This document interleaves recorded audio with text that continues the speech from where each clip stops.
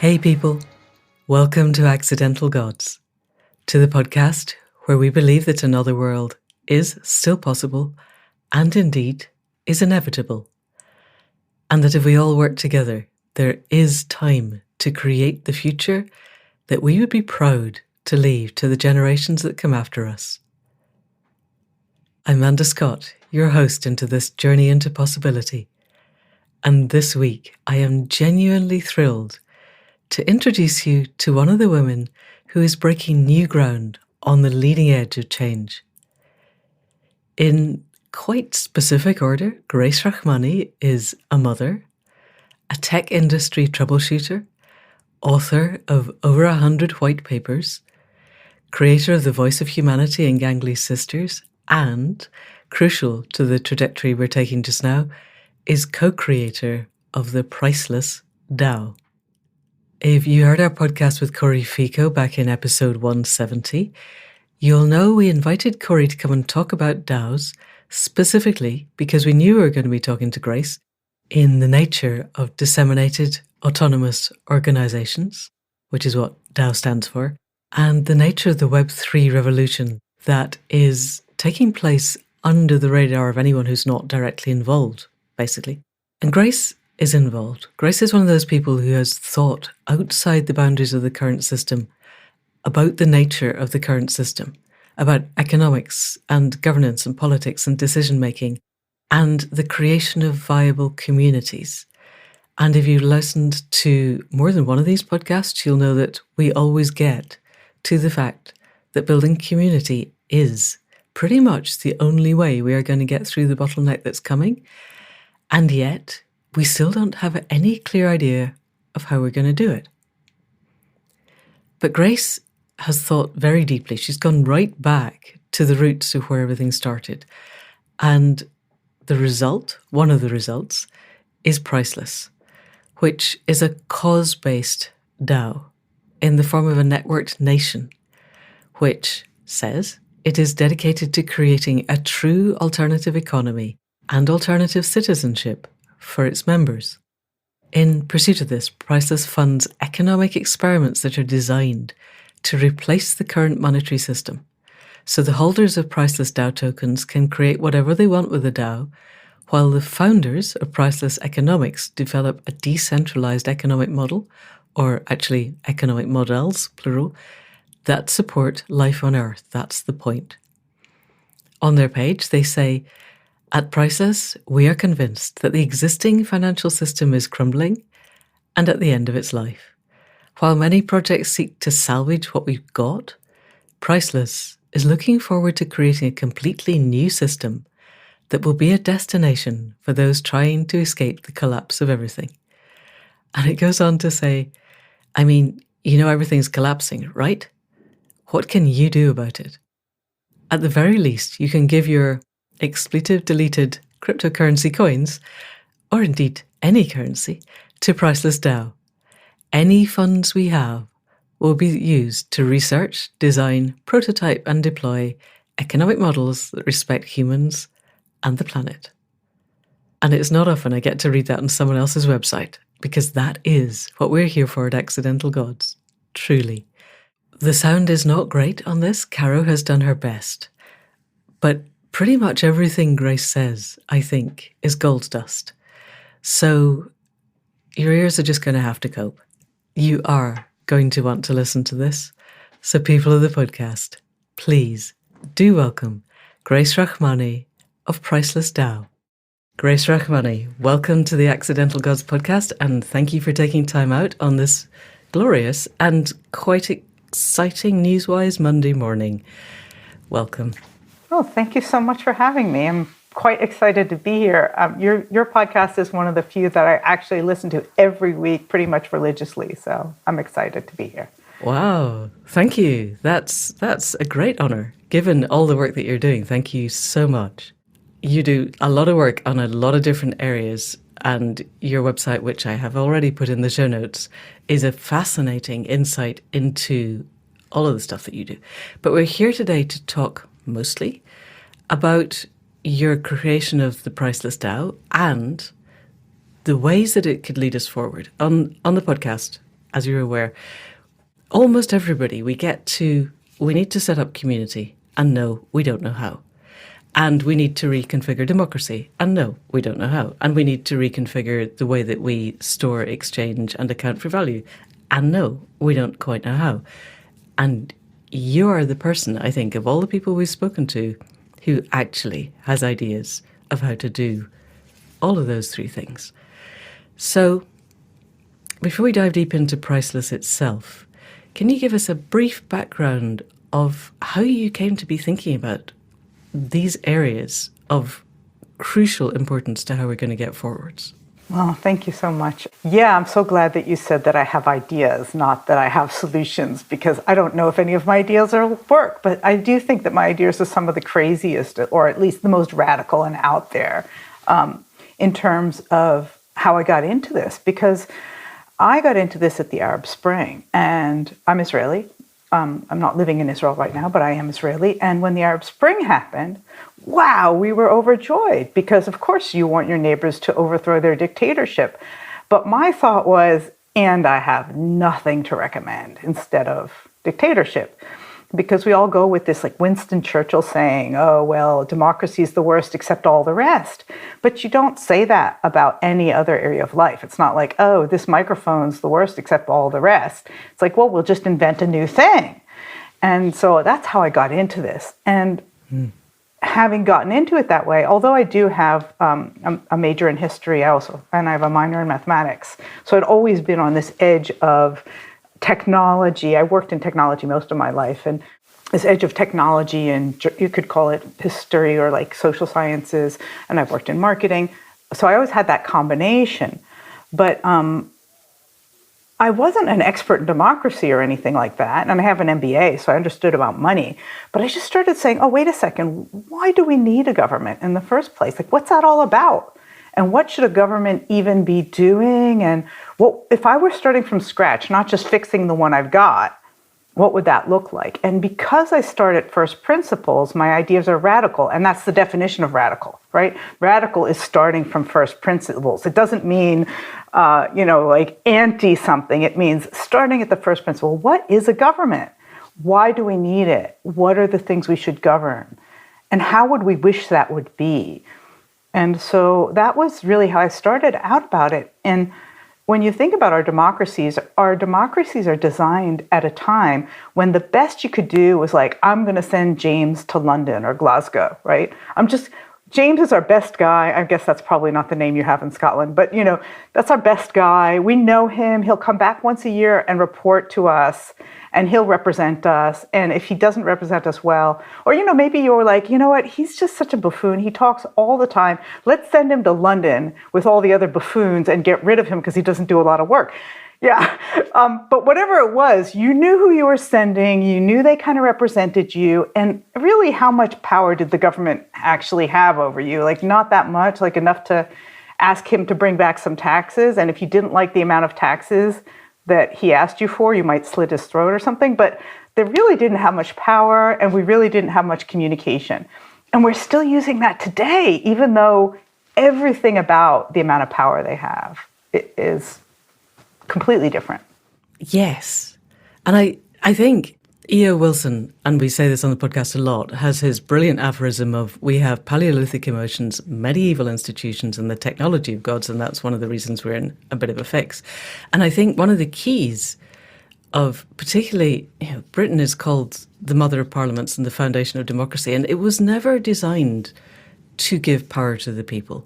It was designed to maintain power in the hands of a very few old straight white men who happen to be of the establishment. And it does that really, really well. When Winston Churchill said that democracy was really bad other than all the other forms of governance, what he meant was it's the best way of maintaining power in the hands of the few, because James is indeed a Scottish name. James VI of Scotland became James I of England. First of all, the franchise was in the beginning, it only landed gentry, and it was only landed men. Women didn't get the vote around the world until very, very late. So it was really explicitly designed to give a very small number of people the sense that they had a tiny bit of agency.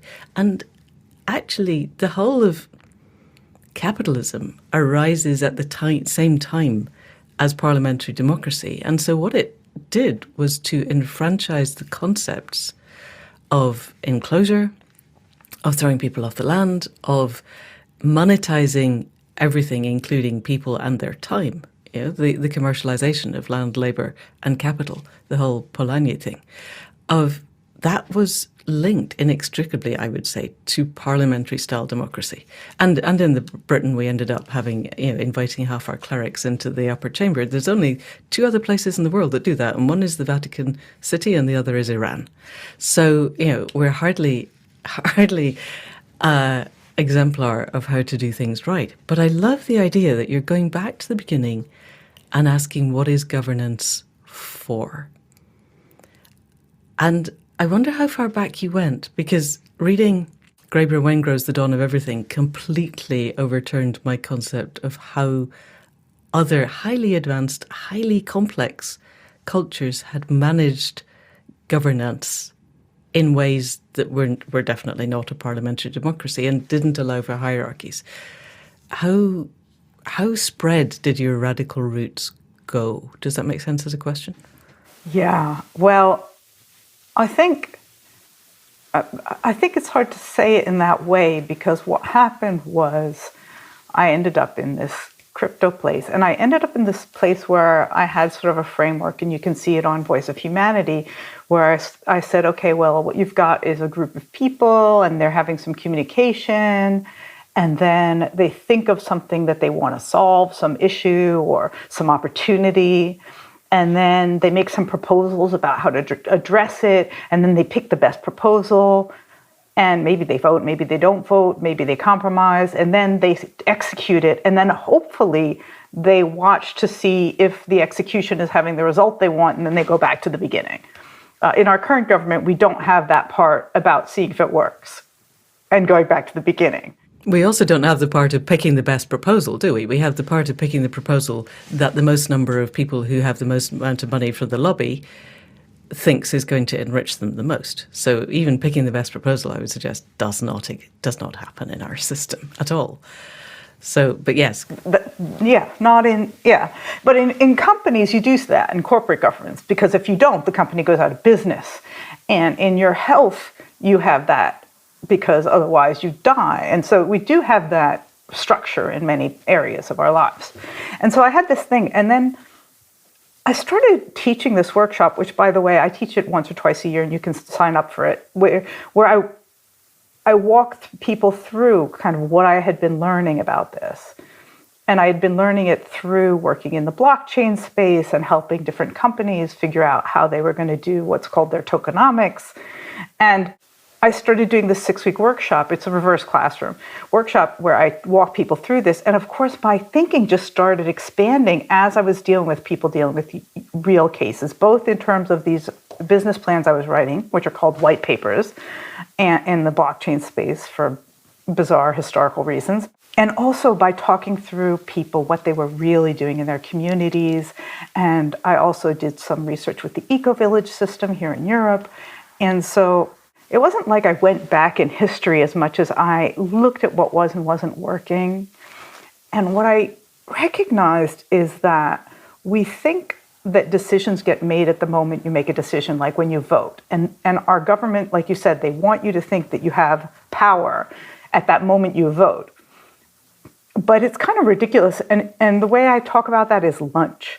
Like, pretty soon you're going to decide what to have for lunch. And you think that you're going to decide what you're going to have for lunch.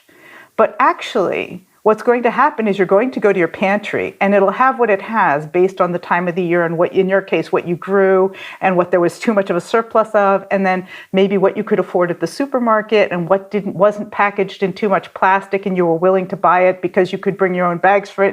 And, like in our cases, those are the things. I get the box, whatever the box is that I get every week, and sometimes they're like mystery things. I don't know what these Slovenian vegetables are. And it's like, I guess it's going to be soup because I don't even know what all these root vegetables are this time of the year. To chop it all up and throw it in. This is the time of the year where you have soup, right? And it's not me deciding, right, at the moment where I think I'm deciding. Yeah. And I started getting deeper and deeper into this idea of what is the circulatory system of our democracy, right? Like I think about this as the circulatory system because money is, my definition of it is, it's a means to redistribute resources, which is exactly what my circulatory system does. If I would like, for example, wheels instead of feet, which I would, I can't have them because of the way my muscular system is and my circulatory system is. And that's when I really started getting deeper into this. Wait a second, we want to change the decision-making system, but if we don't have the right circulatory system and we don't have the right nervous system, which is our media environment, I mean, if I have a bad nervous system, I might lose my toes because I'm not getting a pain signal from my toes. And so if I don't have the right circulatory nervous system, what decisions am I really able to make? And that's when I really started to understand that these blocks that I had built about what decision-making is about were incomplete because it's not just the cities, it's the rivers between them and the railroads between them that determine what happens. And so that's where it's been an evolution and until now, and I assume that next week I'll think something different. Okay, yes, everything is evolving and we don't fix anything in aspect because the world is changing around us. So we have money is the circulatory system and the media is the central nervous system, CNS. What's the food? Now, that's the first question. So I'm thinking when I look at governance, I get to everything hinges on a value system. And everybody is making decisions within a value system. I look at the UK and we have potentially two political parties that might rule and they share essentially the same value system, which is that GDP growth is essential.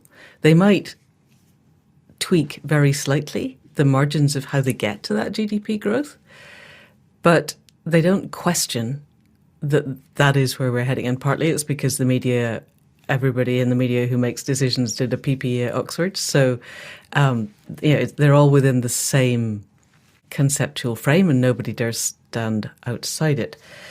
In your thinking of new ways of creating governance, where does the value system sit in the metaphor? Does that make sense as a question? Well, okay, so the first thing I just want to point at while you're speaking is that this idea that the governance is coming from some people sitting in a parliament, which it isn't. Okay. What I'm indicating is it's coming from every point in your nervous system. And so I'm going to take something slightly controversial as an example, but I kind of know how this happened in Great Britain, was that when the pandemic came in, the government was a little bit careful about how they passed regulations there. And for example, lockdowns in the UK happened way later than the rest of Europe because it seemed like it wouldn't be popular. Okay. And so actually governance is happening everywhere, just like your nervous system is happening everywhere. And it's getting sensory systems from everywhere. And then, of course, the government is pressured by the city, right? The City of London and the entire global financial system. And the WHO is also exerting some stresses on these parliamentary members, right? And so there's all of those factors. And it's important to note that because when you start to understand that, then you know, well, wait a second, if I grow my own food, I have a different level of power in the system than if I don't. If I live in a community that'll support me if I'm handicapped, I have a different level of power than if I'm living from month to month on government handouts. So when you start to understand that governance is happening everywhere, if I go and I spill Campbell's soup on a picture, I start to take some kind of power into my own hands. And you can think what you want about that. People think this is horrible, but as an Israeli, I think these are pretty mild terrorist acts, right? Terrorist acts are designed to get publicity, and I'm like, okay, I am an art lover, but still, when I think about the terrorist acts in Ireland or Israel or whatever, it's like, okay, you spilled some soup. Okay, like let's all chill out here. Yeah, and it washed off. It washes off. It wasn't like you actually defaced a painting. It had a perspex cover. It wasn't. It was symbolic, which is useful. And you start to get autonomy, and it's symbolic. And it is as silly as I am or am not going to wear a mask. It is. It is symbolic in some ways. And so there are many ways that people take back their autonomy. People have autonomy. You can pass laws, but civil disobedience is an incredibly important part of democracy. And so governance is happening everywhere. Okay. I asked about the value system underlying it. Oh, values. Yeah, but we could go with that. Or we could look a little bit more at, I absolutely get what you're saying. The whole system has a certain momentum, and it's carrying it in a kind of a default direction, I would say, because of the value system underlying it. In your view, how do we step outside of that enough to create a shift? Because that seems to me what Priceless DAO is doing. So run with either part of that. So we've already spoken about the first step, which is taking autonomy and saying, okay, what do I want to live by? And again, it is as simple as deciding I am or am not going to use this type of app, right? You might say, I don't want to use any more Facebook apps or social media apps. I'm taking some autonomy to myself. You might say, I'm not going to read this kind of news. I'm going to listen to long-form podcasts, or I'm going to ask my friend what's going on, which I did this morning. I asked somebody in Asia because, as you mentioned at the beginning, it's kind of an interesting day in banking. And the banks in Asia opened a while ago, and you don't see anything in the news. And then I talked to a friend in the Philippines. She's like, oh, yes, people are withdrawing their cash. And the news doesn't tell you that, right? But I took some autonomy to ask somebody who I know on the ground what's really happening. And you might look on Twitter to find out what's happening, et cetera, et cetera. And so you start by, and those seem like silly little things, but they are in no way silly. And certainly growing your own food is in no way silly. And the other thing you have to really recognize is that freedom is not free. The people who, I'm not British, but the people who went to America or went to Israel, they did not get their independence for free. People died. And we are at that moment right now. You have to recognize that there are very large powers, corporate powers, which have mostly taken over what you think is your government in most of the world. And they are not going to go down, whimpering. And so we're at a turning point. And we're going to all have to do with less, as you know from Nate Hagen's wonderful podcast. And so you have to start saying, okay, what am I going to do with less of? And how? And this really is what Priceless is about. It's about how do I create an economy on a regional level? Not just me and my little farm or even me and my eco-village, but on a regional level. What would that look like? And how do I start reducing my need for government money? And that cryptocurrency could be part of that, but other types of currency can be part of that. And you can see that the relationships you have are incredibly important in creating that type of resilience. And it's not a coincidence that the monetary system is somewhat anti-relationship. Yeah. Like you and I aren't paying each other for this time because we have a relationship. And if we did, it would deteriorate, like it would reduce the value of the relationship, not increase the value of the relationship. And so it's not a coincidence that you have this mechanism of redistribution of resources that has ripped apart the fabric of society. Because with the fabric of society, it's much easier to say no to your government. So we have an existing governance system predicated on a certain set of values and on a monetary system that, by design, breaks us apart as people. And we want to find the resilience to get through the bottleneck that's coming. And we do that by creating communities of communities that are eco-villages set up and then they connect to each other. And if we can do that in a way that is in essence under the radar of the existing bureaucracy, then we can perhaps create a system which in the end renders the existing bureaucracy obsolete. Is that a reasonable edited highlight of where we're going? Yes, it's the Bucky Fuller thing. You don't fix the current system. You create a system that would render the current system elite. And the radar of the existing system is, you would think that it would be a better radar than it ever was, and in some ways it is, but in some ways it's much worse radar. The incompetence of our current systems and their single-mindedness of looking only at certain types of money makes them vulnerable in terms of like what is under the radar, like a lot. Right. Can you say more about that? What sort of things do you perceive as being under the radar? Well, even just the one that I said right now. Like people are, if you talk to a, middle class, lower middle class person in the Philippines, they'll know what's actually going on at the banks. Right. But I can tell you the IMF doesn't know. Or at least the IMF isn't acknowledging that they know. Right? That's what they're supposed to know that. They're not telling us that they know, but what are they reading? They're reading the Wall Street Journal and the New York Times and the Financial Times, who don't know. Okay. Like, I just have an assistant or a secretary who's that person who knows. Right. They don't know. Okay. It's the same with the travel restrictions that were put in place. If you traveled by land, they didn't know. If you traveled by plane, they did know. Yeah. How many border crossings are there in Europe? So it seems also that the world of DAOs and Web3 is way below the radar of most of our governance system, partly because they tend to be old straight white men who can barely get their heads around email and rely on inputs of other people who aren't really looking at this field. So we did speak to Cory Feco, which was lovely, but could you just give us the very basic concept of what a DAO is and then what Priceless DAO is? Okay. So firstly, I don't think it's because they're old white men or anything else, because young people it's hard to wrap their hand around this thing.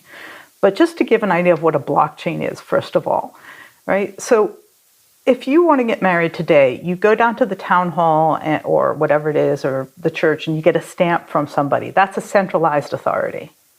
But in the old days, you would have your wedding in the town square, and then everybody would see it and know you were married. That's what blockchain is. It's putting all the money in the town square. It's really simple. Like there's a list of where all the money is. Anybody can look at it, and nobody can cheat. You don't have to rely on your bank. You don't have to rely on your government. It's like getting married in the town square. You don't need a preacher. Everyone knows, or you wear a dot on your head or something. Like, I'm going to wear a dot on my head. Everybody knows I'm married. Yeah. And so that's what blockchain is all about. Now, if you think about that, that means we can all agree on a number of things.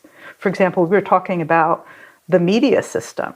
If you have an attestation and it's like, the situation is that the thermometer said this at this time, and the thermometer was located here, okay, now we know something.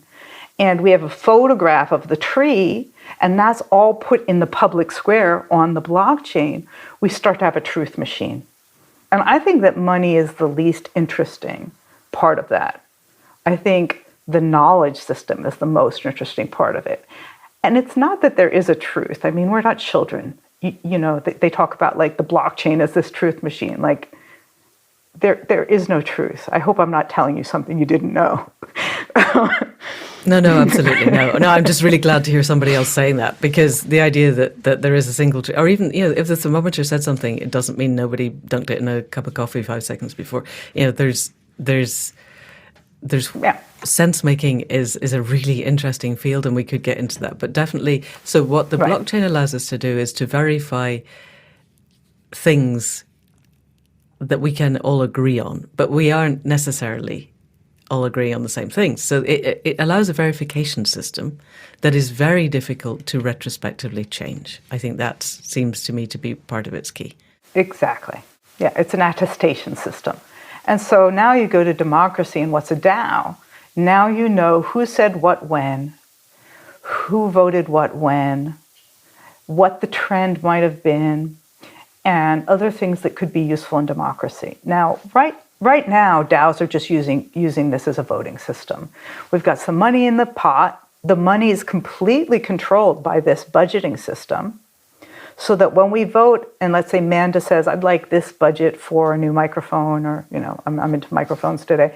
She wants this new microphone, and she's asking for a budget, and we all vote for it. The moment we vote and the voting period is over, if that money is approved, it immediately goes into your wallet. Nobody's got to sign the check, no CFO, no government, blah, blah, blah. Which microphone are we going to get? None of that. It's a voting system that takes out that kind of layer of potential corruption. That's what a DAO is. It's pretty simple. That's what DAOs are today. And they can also do things like implement code automatically. And they might want to do that. Why? What sort of code? Well, let's say we're running this program together, we're running a DAO together, and we're managing our community. Maybe we want to even just admit new members. And so we write some code that these new members are going to be admitted. Or maybe, maybe we want to change the code from, I don't know, like it's so abstract at this point. But let's say that right now we have one of the interesting examples is like, what if you reinvented the internet and we had to decide which types of traffic to ban? Right. That might be a code change, right? Right. And let's say there was an AI that accidentally was taking some types of art and calling them pornography because it looked the same. We might need to change the code, be like, oh, that's actually art, that's not pornography. Or vice versa. Right? So that might be the type of code change. Or vice versa, right? Yeah, exactly. Right. One of the ones that seemed to me quite interesting on the Doycast was the KinDAO, where they were basically allocating meter square blocks of land to a certain bit of code, and then potentially having a currency allocated to them, and then a set of rules of your capacity to engage with the community relating to your curatorship of those square meter blocks of land. So it wasn't ownership as in the way that we understand land ownership at the moment, but it was much more, this is a way of engaging within a community. So that seems to me quite an exciting way of beginning to create an interface between human relationships and code, which, DAOs are, everything comes down to the fact that somebody somewhere is writing the code and making these things happen. First of all, does that make sense to you? Yeah, so that's perfect. So one of our Priceless colleagues, Andrea Burbank, is working with something called Savimbo in the Colombian Amazon. And she went there trying to, like everybody, save the Amazon. And the people there have, they have land, which they don't have, right? The land is not owned. They're like, the land isn't owned. The land doesn't get owned. We're the stewards of the land, which is exactly what you were referring to. And she said, well, we want to sell the carbon credits so that you can keep the land and be making money just off of stewarding these carbon credits. Brilliant. And they said, okay, well, how are we going to buy the land? And she's like, well, I could lend you the money. They said, it has to have no strings attached. She's like, oh, okay. There's nobody going to fund it with no strings attached. But what they did was they created one of these DAOs. And the DAO can intake the money from, it's not exactly like this. I won't tell you the technical details. It's too ridiculous. But the DAO can intake money from carbon credits. It can prove that the forest is in place, like I was telling you before. So there's real carbon preservation. And it can make sure that the money from those carbon credits is distributed. And I think it's 1/3 towards purchasing more of the land to be stewarded by the DAO. And it's never owned by a person. It's owned by this collective mechanism so that they don't have this problem of ownership, but it can be recognized by the government as owned. And then 1/3 of it goes to youth education. And 1/3 of it is distributed evenly among the people. So you never get the corrupt person who is in charge of it because they don't have any history of that. They have a shaman, but there's enough stories of like you gave all the money to the shaman to distribute it and he distributed it somewhere else in the world, right?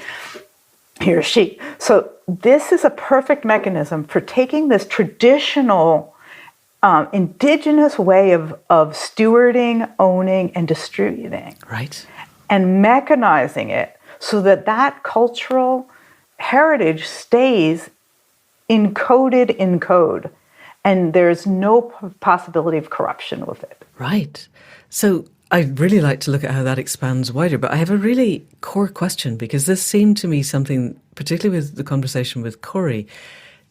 Did Bolsonaro recognize this? And what would have happened if he had decided to not recognize it? Was there any capacity to override a dictator who just goes, no, I'm just going to spray, I'm going to light some fires and then I'm going to put them out by dumping glyphosate on them, which is what he did. And then the forest will burn much more easily next time.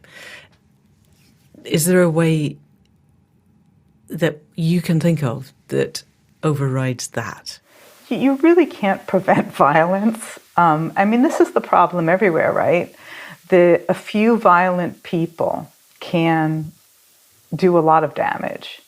And I think that's a question of restoring some of the traditional roles of protector that we need to do for the people who are more inclined towards violence, is to give them the right education so they can protect us from the people who are sociopaths. That's what historically people have done, either slit the throat of people who didn't pass that test at the age of 15 or 18, or train them into being the protectors. So it's going to look different in the future, but right now we're living in a world where the people who are the most sociopathic are in charge, and we don't have protectors. I don't think there's any other solution to that, unfortunately.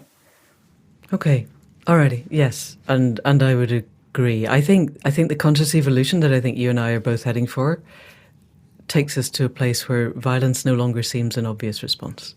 That violence is of the old paradigm, and if we're going to get through, it's because we've moved to a new paradigm where violence is not integral to what we're doing.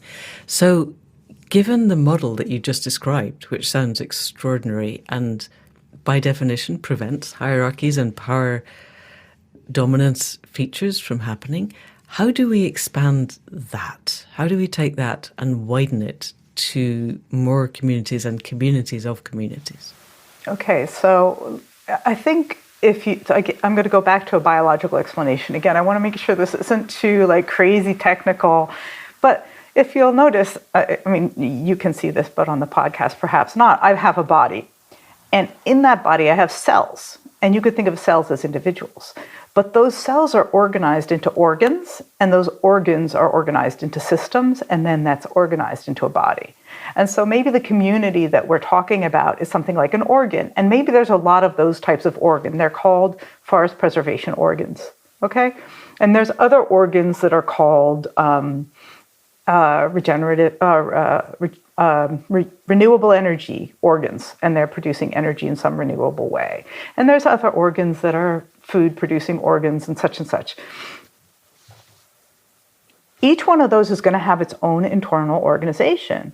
It's not going to be identical to one another. They're going to have different functions, different rules, and different values, which is another thing about values. Is values are relative to what you're up to, and they change over time, and depending on what the threat is today. And it's not like we all have universal values of honesty, and also a universal value of being kind. And sometimes there's a conflict between telling the truth and being kind. And that doesn't mean we don't hold those values, but it's kind of and people who, you'll notice if you talk to people about me, they'll be like, yeah, she tends to just say things right in your face. Okay, and I lean more that, and people hire me to be the devil's advocate because I'm very controversial. So you might not want me to lead your traditional startup, but I'm going to point out all the flaws for you. That's very valuable. And so values change, right? And each one of these, depending on what the function of this organ is, will have different values And so then the question is, how do you interoperate between those? So what is the circulatory system that these different objects or different communities share? And with today's sensory systems and today's technology, which we've just talked about, I could have some sort of system of understanding, okay, those guys over there, they're very spiritual, they're very religious, and they take care of all of the people, old, young, whatever, And but they're very conventional. Like they're a little bit opaque, and they don't really tell. You're never going to know what's going on in there. They're secretive, and you might care about that, and you might not care about that, right? And you might know that community over there, they're super transparent, and they, tell you everything that's going on, and they're a little bit, and they actually have, fist fights and stuff to figure things out because they're just so in your face, but, they totally tell the truth about everything, and that's their society, whatever. Maybe they're the hunters, and they have different types of reasons why they need to do that, or they're the defenders, or whatever. And so you'd have some interoperability, and what are you going to interoperate with? You're going to interoperate with knowledge and with resources. So you might say anybody can have food as long as they're not too violent, like they aren't, sacrificing their children. We share our food with them. I mean, I'd share my food with a dog. I don't really need to know what your value system is, right? Sure. So I'll share my food with you. But if I know those guys over there don't recycle, they bring their own pot, okay? Right. I won't send them food with the pot because I know they'll just throw the pot out, right? So something like that. And it's like, oh, well, that group over there, that's a rehab center. We send them food, we send them electricity, and we send them junkies. Yep. And they send us back whole people. And they send us whole people. And they have a lot of secrecy there. We never find out their secrets. They don't tell, don't ask, don't tell. And so you would know the sort of value. When you talk about value, that's what value is. Perfect. And it's not judgment about what your values are. Like I said, those guys need to be secretive, and those guys need to be more aggressive because whatever, they're the firefighters. And that way we interact and we can share what we've got, our resources. And IP, in terms of knowledge, fundamentally, and Cory had, I love Cory and respect Cory. You guys had this whole discussion about intellectual rights and receiving money in perpetuity for this cancer cure. And it's like, do I have to say something about the ethics of that? Like, if you created a cancer cure, right, like, should we be charging for that? And so intellectual property, I think, should be free. And that's not to say we don't give you a big medal and big rose, and we remember your name forever, and a monument, and we make sure you're taken care of. But should somebody who's 3 generations, your grandchild, be taken care of in perpetuity because you invented a cancer cure? You don't get to be a free rider just because your great-grandparent invented the light bulb. I mean, it's just silly, this intellectual property thing. It's just silly. It's like saying, you know where ideas come from, Manda? No, tell me. Me neither. Nobody knows. Right. They're not yours. Right, yes.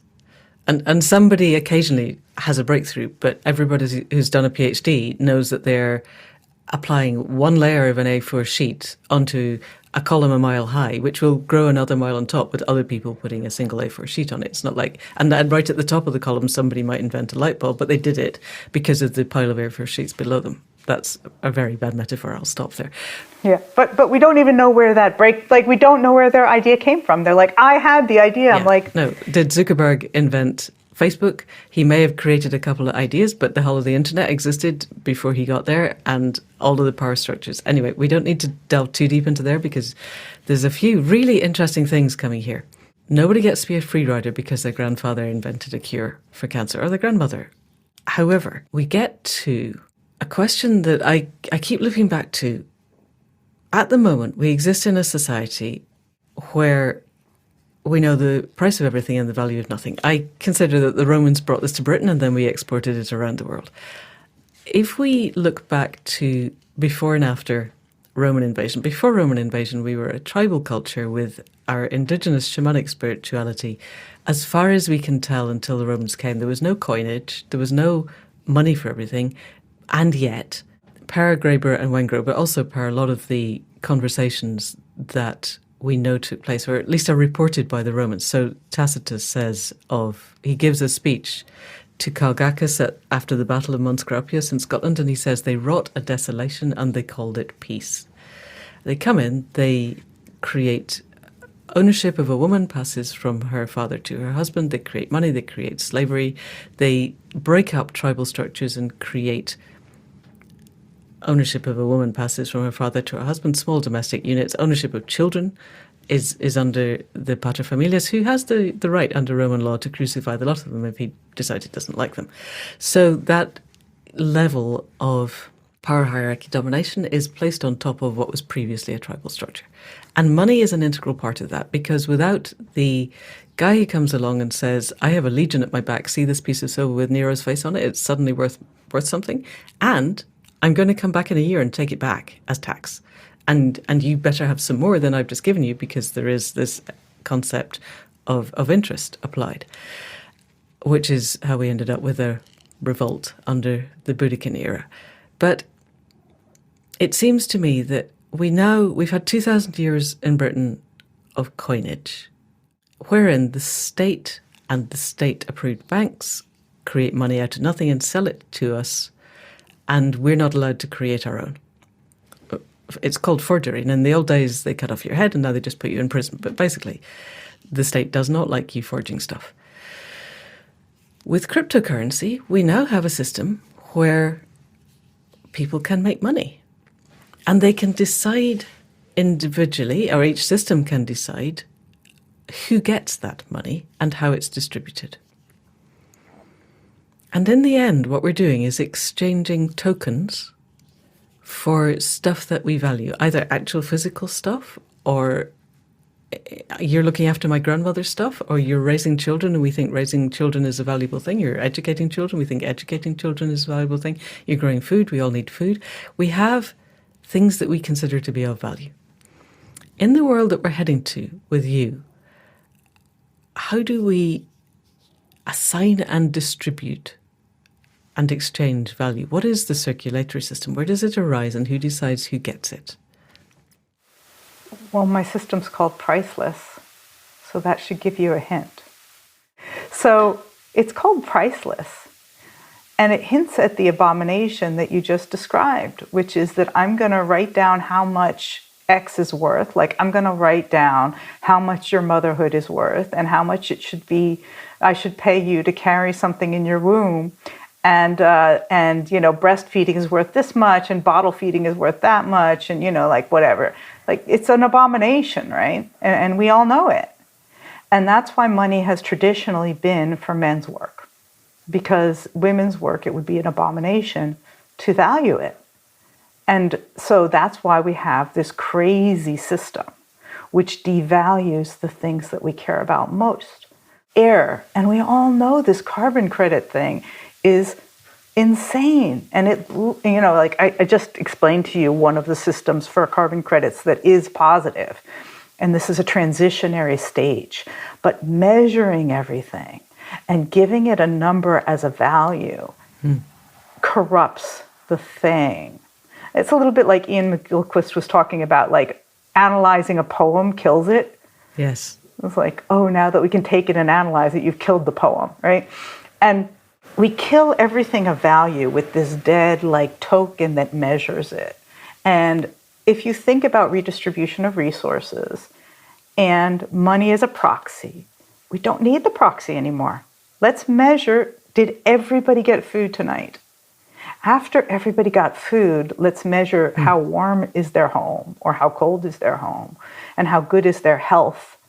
And let's redistribute that. And you're never going to get to this utopia, right? But basically, it's each community should have the resources so that they're not dying, and the communities around them care for it, just like my liver and my brain and my heart. And there's nothing in my system is like, let's see, how much do we value the heart? No, it's like everybody's got to get oxygen. And if you, I do cold water plunges, right? If you do cold water plunges, your extremities get cold sooner, because your body knows to bring the heat to the middle organs. And if some part is going to freeze to death, it's going to be your fingers and your toes first.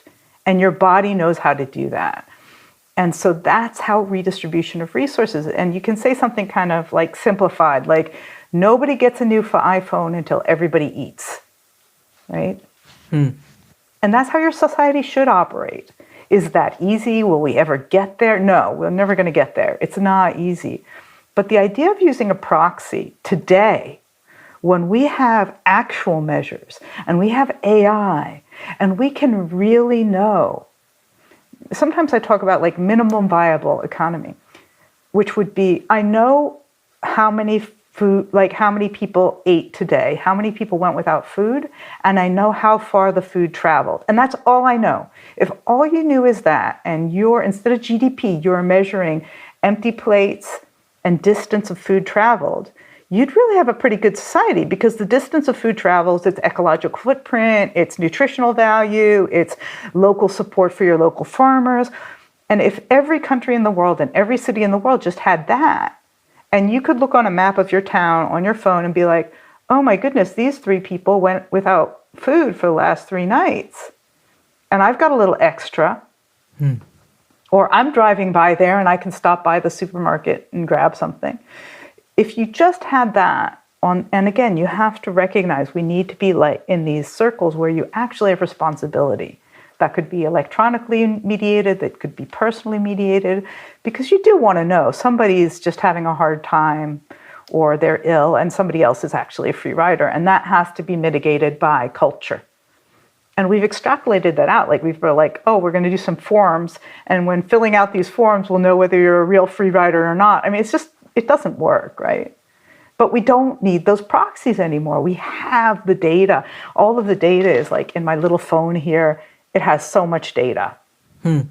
And properly utilized, we no longer need a symbol system like money. Money's just a symbol system, right? And we could use a completely different symbol system. And we have some of them, right? Like if you buy a refrigerator, it's got that colored thing on it. Or if you buy some food and it says organic, we've started to have alternative symbol systems that could completely replace this. If you go to an Airbnb, it has, are you a neat and clean person or not? Are you a good guest or not? If I know you're a good guest and I know you're in good standing in your town and I have a spare room, you don't need money. It's like couch surfing, right? These things can substitute for money. And they probably should, because money is outdated. It's just outdated. It's not bad. It's outdated. And cryptocurrency I think of as like, what I'm talking about will take 2 or 3 generations. And we are going to need this, like these funny tokens.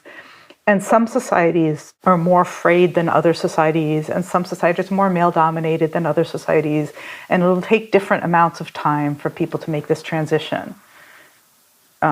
Hopefully, right? Like a hard crash, everybody will make the transition really fast. But these aren't something that I have the answer to for every society. It's just that wherever you are, your local region will be able to use some of these ideas. And in the same way that today I can convert euros to pounds to dollars, I'll be able to look at this reputational system. And it's the same way that, oh, you've got an Oxford degree. Well, that means you're a bit of a snob, or maybe it means you're very smart, depending on what I think of an Oxford degree, right? We'll be able to interpret your reputation. Oh, these people are very punctual. And if they're English or Austrian, that's punctual. And if they're Spanish, it's like, well, maybe they're punctual, right? We'll be able to interpret like the authority that gave that reputation, as well as the reputation that a person or a society or a brand, and we do it all the time, right? You walk into a shop and you want to buy something, and you've got maybe you remember the brand name and you've bought that one. We keep that kind of accounting in our heads. And we could expand that out as a foundation of society. And one of the ways I see that is something like when you talk about these tribal societies and knowing who the freed riders are and they took care of the village idiot and that kind of thing, people will be like, oh, that kind of thing doesn't scale. And you can't just say that and make it true. You just said it doesn't scale. You don't know that. It could. Yeah, of course it scales. Yeah. Of course, it was the way the whole world worked. So that seems to me that's, I realized there were fewer people, but there's nothing to stop that scaling. That's a really interesting point. But I want, in the time we have left, really to build a picture for people. Let's assume that good choices are made, the best choices are made by groups of people, and let's leave aside all the problems, because we all know what they are. We don't need to reiterate those. In your imagining, how do these 2 or 3 generations move forward from where we are, how do we get from here? Supposing your village and my village were within cycling distance of each other, and we each had a community that was potentially prepared to move as far as we can within the current system into a priceless formation and connect to each other. Or perhaps you have examples of existing communities that are actually up and running. How does it work? Yeah. The things that we're looking to fund right now are exactly that. Places where there's a number of different communities. And for example, I know that in Devon, there's like a bioregional education center. And I know in Scotland, you've got a couple of large eco-villages and people doing more homesteading and things like that. And I did my research in Spain, in the Navarra region, which is very well known, the Basque region, for having a lot of cooperative type things. And so what you would do is you would, first of all, meet with everybody. You'd be like, okay, we're going to meet with whatever our villages are and decide what we want to share and what a shared economy might look like. In that particular region, the way that we were thinking about it is pretty much what I outlined before, is something like, okay, each village would have a reputation card, not an individual card, but each organization, it might be a company or a cooperative or a village, would have a reputation card. And then as we interacted with one another, we would rate each other. I mean, we might exchange some money. We can use euros or Wescos or whatever you have, Bristol pounds, which have gone out of, whatever it is. It doesn't matter what you use as money, but you might not use any money. And many of the economic activities that happen, there is no money exchanged at all. It's like, we're going to have a beach cleanup day, and we know who showed up. This village showed up, everybody showed up. Those guys showed up and they brought the dope and they were really a lot of fun, but they didn't do a lot of work. And those guys showed up and they brought wonderful food, and you rate each group, right? The beauty of that is you can have nothing and you can still earn a reputation by showing up for a work day or inviting somebody over to tea. They invited us over. They're a new community. They served really nice tea and everything was on reusable things. And, you can give people a reputation based on just having met them. And when that is done as a group, like if I know I'm going over to fix something over at your place, and I know my whole group is going to get a reputation based on my behavior, I behave differently. Right. And because I know that there's a group reputation. And so that's sort of how I would do it. I would start like, okay, we've got groups, we've got group reputations. Now, we played some games, by the way, and we did this reputation game with a few different groups. I did it at the Eco Village networking thing last year, and with a bunch of people, we did a design sprint. And we did a few online. And one of the funny things was, it turns out that the punishment for incompetence is help. Right. We had like a packaging factory, and they were called the Shroomers, and they made dried mushroom coffee, which tasted pretty bad. And they weren't so good at their accounting, and the labels were always a little crooked, but they knew everything about food preservation. And so, of course, all the farmers wanted them to stay in business. So they sent them an accountant once a week, and they sent them business so they wouldn't go out of business, and they canned the pesto sauce and whatever, because we knew we needed the canning factory. And those guys, apparently were doing a little bit too much shrooms over there. Right. And that was just a simulation, right? But as soon as you say it, everybody understands, like, if you're building a community, the result of incompetence will be somebody helps you out. And it might be they're like, you know what, like, you should go into a different business. But if you need each other, you figure it out.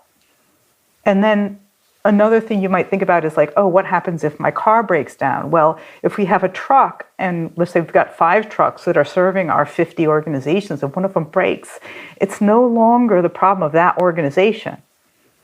Now, as a team of 50 villages, we're like, well, I know a mechanic, and how about I've got an old truck in the back, maybe some of the parts, and you have options that as an individual you would never have to solve problems. Yes. And you begin to, I think, make more allowances than we do in our current system. We spoke in our shamanic monastery group recently. A man called Chris Taylor, who's been on the podcast, came to speak to us. He lives in a community that is based on an organic farm. And they have the woman who really likes driving the tractors. Nobody else likes driving the tractors, but she knows how, and she does it. And they have the guy who saves them tens of thousands of pounds a year because he's the only one who knows how to fix the tractors. And Chris said he doesn't put the tools back where they're meant to be at any point. And there's lots of other things that you might think, oh, this is... Normally, I would think, you're not allowed... You do not come on here unless you put everything back where it belongs, because I have pretty rigid OCD, and if I go and try and find a hammer and it's not where I expected, I'm going to be really, really upset. But if it's the one guy who knows how to fix the tractors, and we know that we need the tractors, then, okay, we're just going to have to do the hammer hunt again today. That's the cost of this, and that's okay because it's somebody that we know. It's not just somebody random that I paid to come in and then they didn't put the hammer back in the right place. So it changes the way that people relate to each other, which seems to me to be absolutely core. So let me get this into my linear thinking way of being, and I know I need to think more systemically, but I still think linearly. We have some kind of power interconnected system. It's phones, it's computers, it's something we don't know exists yet, that tallies in a way that we can all trust a reputational token value system that we can then share, that enables us to recreate the kinds of social technologies that used to exist in tribal systems where everybody knew everybody else and everybody was helped to find what they were really, really good at and encouraged to be even better at it. And that then scales, presumably on Dunbar numbers of around 150 max, into networks of communities of communities. Is that a reasonable definition of what you just said? And where are the holes? Yes, that is reasonable. And you can see the flexibility of a system like this because you could actually have 2 or 3 or 4 groups that live in the same general area, general geography, but actually don't interact with each other. Because I know that group has, I could have a filter on my app, and anybody who's not ecological, I don't see them, I don't trade with them, or something like that. And you could be like, oh, those are the people who still use money. They can still use money and they live side by side with us and whatever. Now, if they start polluting the river, we're going to have to walk over there and be like, listen, we need to have a talk. But you could imagine parallel societies living near each other that can't quite even see each other, just like, the worms don't relate to the cats. It's like... They're living there in their parallel societies, and the bats are like putting their radar system out, and the birds are using vision. It's like they don't necessarily have to even see each other or communicate with each other in order to be living in this parallel society, unless it starts affecting one another. Okay, so we're in a culture where anybody can be any gender identity and can enter into any kind of relationship, and those guys over there are only completely rigidly heteronormative, and we just basically we don't choose to talk to each other, but we each must have a core value of live and let live. They're not going to come and try and proselytize with us, and we're not going to try and teach their young people that it's okay to be more flexible. Okay. And if they go hungry, we'll help them, and if there's a drought, we all help each other, but we don't teach them like that. Okay. Which works until somebody decides that their God's telling them that they need to evangelize. But let's leave that one aside, because hopefully we've all managed to get to a point where we've got the core values that say you can live exactly how you want, but it's not within your purview to decide to make everybody else live like you want. Because that strikes me as being one of the key ways that the kind of Wendigo energy of the West spread across the world was that we decided that our imaginary friend in the sky gave us license to do anything to anybody else. Let's assume we've evolved beyond that. Well, you're always gonna get that, right? But you want to hope that like if somebody's been doing a little bit too much mushrooms and they have that syndrome, that their society does, and if their society decides, oh wow, they really are the Messiah because they can do these miracles, that the 3 towns around them, and you hope that you're not going to eliminate that from human spiritual development. Like we all anybody who's going through spiritual development at one moment or another thinks they're Jesus. I mean, it just is what it is. And people do become violent at different points in their lives. And, you get angry. And they're not going to go away because people are born really immature. But you just hope that you can handle them. Just like if a disease enters my body, hopefully it gets dealt with locally, and if not, and then eventually I have to drink too much fluids and lie in bed for 3 days. You hope that it's something like that. But I'm not idealist. I don't believe we're going to change human nature, but I do believe we can handle it at these scaling levels. Yeah, and Graeber and Wengrow, who are still gods, even though Graeber's dead, as far as I'm concerned, the dawn of everything really changed my view. Even more God. Yes, well, quite. They considered that there were 3 freedoms that allowed these societies to function, and they were the freedom to move away and be welcomed somewhere else, the freedom to refuse or disobey commands, and the freedom to remake and test new social formations. And it seems to me that in the world that we're building, if those 3 freedoms exist, particularly, it seemed the first one, that apparently in the Americas, I'm probably going to get the actual nouns wrong, but I think there was the beaver, the elk, and the bear clans. And whatever your identity within your tribe, you were in one of those 3. And if you decided that somebody was just getting too hierarchical and you didn't want to stick around, and you walked away, even if your tribe and the other tribe were theoretically in conflict, if you were of the elk clan, the people of the elk clan would take you in and feed you. And so there was a capacity to not have to stick around when things got hard, which strikes me as really crucial to what we're building. Those 3 freedoms seem to me to need to be fundamental to what we're doing. And then I am really struck also by the guy of the, what we call the Huron, and they called the Wendat, who went to France and came back and was like, How do you guys survive? First of all, there are people starving on the streets when the people in the castles have everything. And you've got hierarchies where people at the top tell people down below what to do. Nobody tells me what to do. And nobody in my culture is starving. And getting to that point of they don't tell me what to do because they don't need to, because the social norms are integral and they feel okay because I haven't walked away from them, I guess.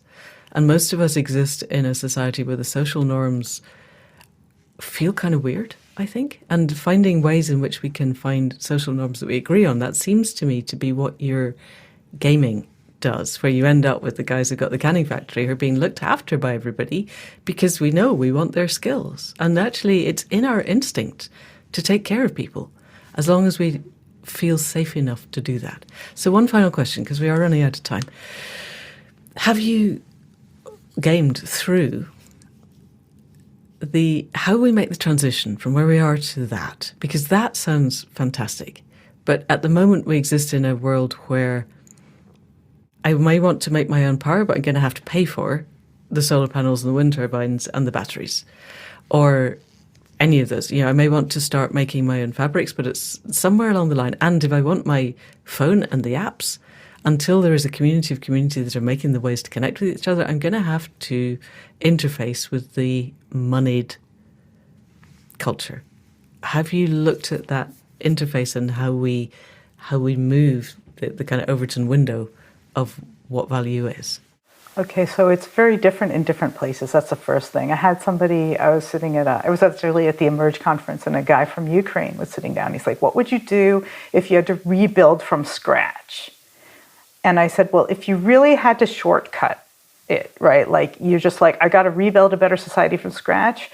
And, you had to pick the shortest shortcut. I'd be like, put the grannies in charge. Like only post-menopausal women can be in charge of anything. It'll reduce your, and breastfeeding women, right? Like it'll reduce the chances of corruption of the system dramatically. And it's kind of a hack. I mean, it's kind of part of what Priceless is about. We've kind of evolved into a women's not sense-making, but a women's group, a women's wisdom group of where do you go if you need more women's representation in these meta-crisis conversations, which are a little bit, I don't need to say, right? So we've kind of evolved into that. in some ways as a resource. And the other thing is that I'm working on, and I can't say too much about it, but I'm working on with some of the guys from Institutional and also in Priceless, is we're going to be creating a framework for these different types of projects we're doing. So I described one of the projects that I want to do in Spain. And in Spain, there are already a lot of these eco-villages. And there is already a basis on which to do this. And so we've got a prototype that we want to run there.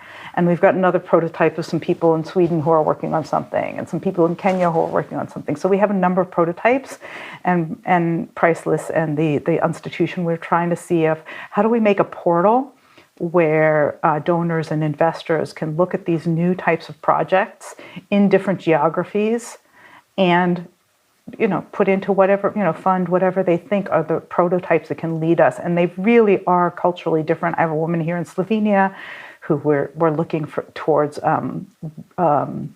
restoring where there used to be coal mining here. And she's looking into getting a budget from either the EU or the Slovenian government for just the research phase. What would that economy look like? And the culture here is very different. And so it's very individual. And then the other one that I think is really doing profound work is the bioregional regenerators group in North America and in Colombia with Joe Brewer. And they have, he's a man with a plan. It's like, how do we do this on a regional level? And I think this is a really big missing piece, is the regional level. We have a lot of people saying, I've got the one world governance. And I'm like, yeah, okay. We've got the Ethereum truth machine and the Bitcoin is going to rule the world. And I'm like, I don't want one anything, right? I want interoperable, multiple, biodiverse, culturally diverse organizations. And so and then you've got the eco-villages, but this regional level, I think, is a really important key here. Brilliant. And so do you see in the long run that regional textures, tones will evolve so that certain regions become expert in, canning things, preserving things? Or do you see that each region will have subgroups of people who do all of this stuff so that regions can become wholly autonomous? I think that heavy things will have to be more local, and knowledge things will maybe expertise. Like Israelis know how to do farming in the desert. They're water experts. So I think you're going to have, in terms of IP, more specialization, and in terms of physical things that need shipping, because we're not going to be able to keep moving things around, heavy things around the world very much. Yeah, Per Simon Michaud. Yes. But we're all going to need the people who can keep the internet moving so that we can talk to each other around the planet and share. Somebody in Israel just discovered something really amazing about drawing water out of the air and separating salt and stuff. And we all need that as the planet changes and we can share the information. Beautiful. So if people want to become more involved in what you're doing, where are the places they would best go? Well, because I do so much, GraceRachmany.com has links to all of my other stuff. Priceless Women's Wisdom is still kind of by invitation, but if you're listening and you're a female adult and you'd like to join, just reach out, through my website. VoiceOfHumanity.com is kind of the hub, but there's a lot of other. Like I said, GraceRachmany.com will show you all the different things. And VoiceOfHumanity.one is our governance site. And Institution is something separate? I need to have that on the show notes too? Yeah, that's Stephen Cook and his group. I don't think he even has a website yet. Oh, okay. Fair enough. Right. I won't try and put that onto the show notes yet. Is there anything that we haven't covered that you felt was really important and that you wanted to look at this morning? Because this feels like the first of several conversations, I have to say. It feels like this is the most concrete that we've had of possible ways forward. And I probably took us down several yes, but rabbit holes that we didn't need to go, that we might just cut out. But it feels like this, if people engaged with this and talked to each other in their engagement, this could get us 2 or 3 generations down the line to something we would be proud to leave to the people that come after us. Was there anything that I've missed? The one thing that I stepped over and intentionally stepped over is that I'm not dealing with the difficulty of getting along with people. Right now, we live in a society where it's really hard to get along with people. And if you've been married or just live with anybody, right, you're like, oh my goodness. I have two people that I brought up. And then if you got to live with them, it's like, oh, good. And I educated, and I get along very well with them. But, or the other three people who are brought up with me, right? Getting along with people is really hard without a religious foundation. I happen to be religious, but they're so difficult. And I step over that. So that's why I'm working in a regional level in regions where already there are groups of people working together, because that is the hard part. The hard part is saying, I am my brother's keeper. Yeah. No matter what, I'm my brother's keeper. That's the hard part. And so that's not my area of expertise. There are other people who are good at that. And I think that's the part that will take a little bit longer. I'm hoping that if more of your reputation becomes transparent, you kind of have to be more of a decent human being. But there's so much trauma to overcome and personal work to overcome. And giving up this idea that I'm some kind of individual, it's so difficult. I think that may be the hardest part of what I'm trying to do. And I'm leaving that to a lot of other people, because you will need a lot of people to do that. And there are a lot of people doing that. Okay. And I would really like to talk to some of them, because, we have our Shamanic Monastery WhatsApp group, because that's my idea. That's my name for the eco-village that I would like to be part of. But it's really hard. You get down to the granular level of who am I prepared to share airspace with? And you're right. I half the time it's like, okay, I'm just going to go and live in a teepee somewhere all on my own with the dogs and the cats. I'm really happy sharing airspace with the dogs and the cats, but actually anything else is just too complicated and I haven't got the bandwidth.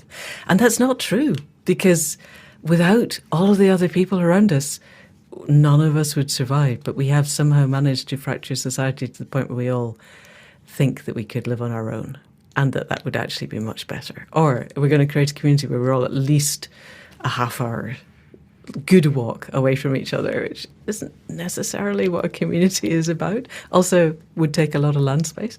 So yes, interesting. Let's talk about that some other time. Grace, this has been fantastic. I am so grateful. And we didn't even get onto what's happening with the crypto banks collapsing, but I'm guessing it probably doesn't matter.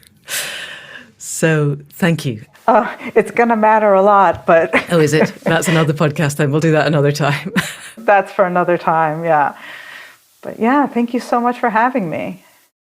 Well, that's it for this week. And if that hasn't got you wanting to go off and find Priceless and become part of the community of communities, then I don't know what will. It certainly has me completely inspired and believing that there are ways forward, that there are seriously bright people thinking about the best ways that we can integrate the shift into the new system with the descent of the old system. And I get that soft landings may be a dream beyond dreaming, but I am still prepared to dream of them. And Grace seems to me to be laying the groundwork for the best transition that we can hope for. And actually, that isn't quite it for this week. There is a bonus to this podcast, because at the end, after I'd hit the record button and we'd stopped recording, we continued the conversation, mainly about the collapse of Silicon Valley Bank that I asked right at the end, and the nature of cryptocurrencies, and indeed the nature of the financial system altogether. And this is not unusual with these podcasts. And quite often I think that the real gold dust happened after we stopped recording. So this time I had the actual wit to hit the record button, and we captured it all. And I do think it's really interesting. So that will be tagged on as a bonus podcast to this, because I really don't want to upset the scheduling any further than we already did with the extra bits from Simon Michaud. Wonderful as they were. So that will follow. But beyond that, we will be back next week with another conversation. And in the meantime, thank you to Caro for wrestling with the sound and for the music at the head and foot, to Faith for wrestling with the website and the tech, and for the conversations that keep us moving forward, to Anne Thomas for the transcripts, and, as ever, to you for listening. This is how we change the world, one conversation at a time, one step forward at a time, occasionally one huge leap that opens doors with people who are already paving the way forward. And this feels like one of those. So if you know of anybody who wants to step into the world of community and how to build community and how to exchange value between communities and how to build towards something that's going to work, then please do send them this link. And that's it for now. See you in the bonus. Thank you and goodbye.